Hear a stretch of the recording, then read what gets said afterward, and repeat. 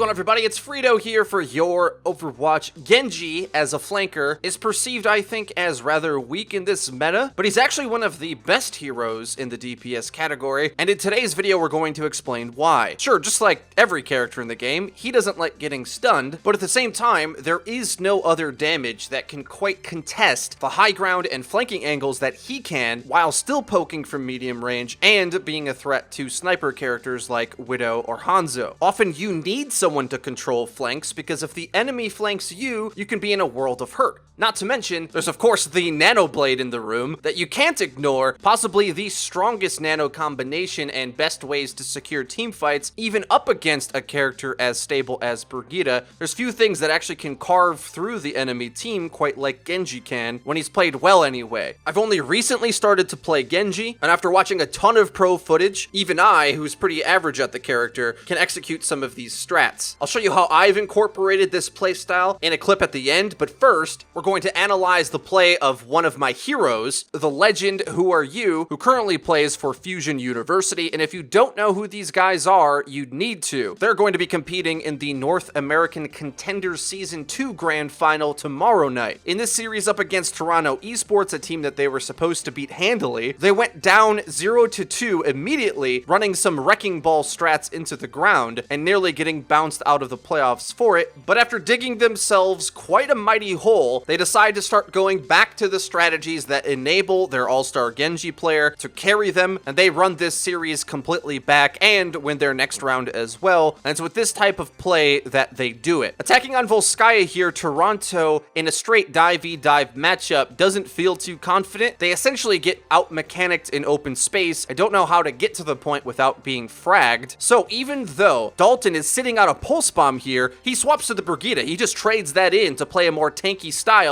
Now, let's see how Fusion University adapts. They're playing dive tanks and flanker DPS, lots of low damage. How do they get this to work? Well, there's a few keys you have to know. Step 1, as the dive tank in this situation, you can't expect to heal your way out. Beast Halo here, on the Winston, is making an amazing play, using high ground to shoot down on the enemy while not taking damage himself. This is simple deathmatch 101. Deal damage without taking damage, you win the video game. But even better, the rest of Fusion swarm around the enemy, poking them down, waiting for the most clutch ability on their team to land. Alarm, sitting on the high ground, Kobe's an anti-nade into the backlines, and that's the go button. The whole team pokes until that anti-nade is hit, and it's the entire purpose of poking from different angles to try to open up lanes for the Ana to throw that nade. And that, all things considered, is the biggest crucial piece of getting Genji to work against some of the more tanky style comps that exist right now. It is about making space for your support utility to do its job. Because as Genji up against these really tanky comps, realistically, all you're looking to do is farm up Dragon Blade and take advantage of opportunities that the rest of the team presents for you. You can't actually carry from that position. You poke for Blade and exploit openings. That's it. You don't hardcore dive into the enemy. That's probably the major misconception that I see a lot of teams that try to play dive versus a tanky comp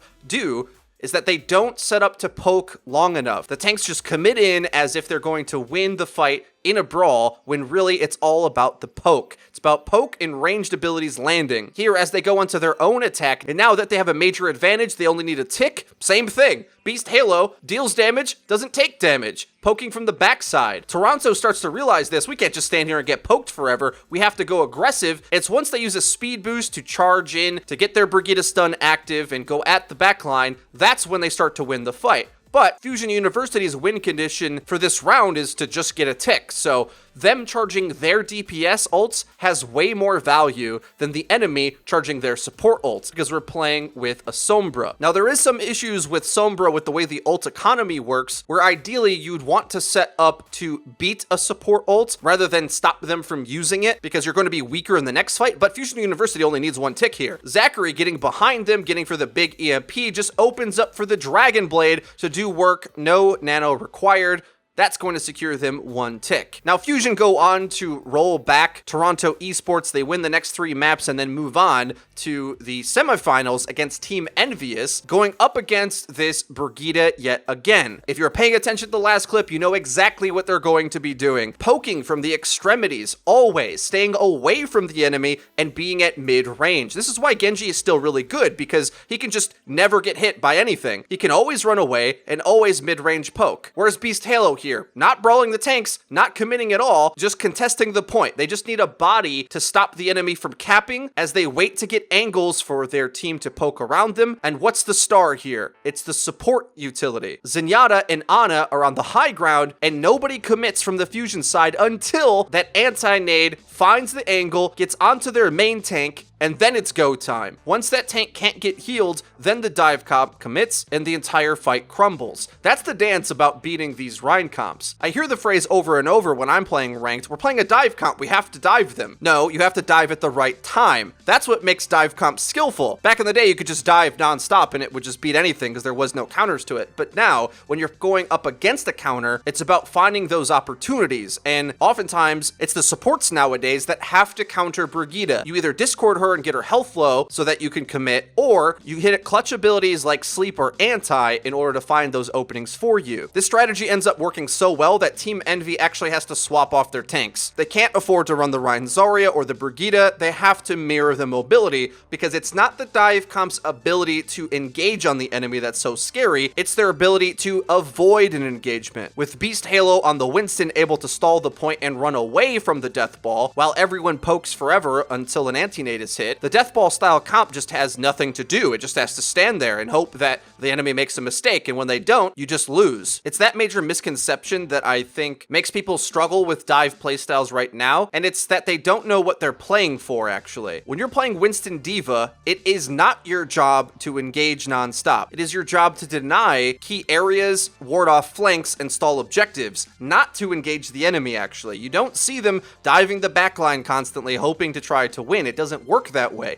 Instead, you buy time for your Genji player to get Blade over and over again. That's what the tanks need to do, and I know in ranked, nobody does that. They just press W mouse 1 constantly, but that's how you're going to end up winning. It's with restraint out of your tank line, waiting long enough for the stars of the team comp to really shine, namely your Genji poking, building up Blade, which, by the way, it's one of the faster charging ultimates in the game. The way you approach Genji in this situation is look for those flanks and just poke till you get Blade, because once you have Blade against immobile comps, especially if you get Nano attached to it, it's a free fight win, because even up against the best support ults in the game, there's ways that even that can outplay it. Now let's look at an example of me incorporating this poke-dominated style in order to beat the anti-dive setup, Junkrat and Brigitte. Overtime Lunar here, 2.5 minutes plus, just to get a tick. We should have this for sure, right? But my team plays a bit too aggro, too excited to just get in on the engagement, and once reading that, I know I can eventually help my team win this game by just being a flanking mid-range poke nuisance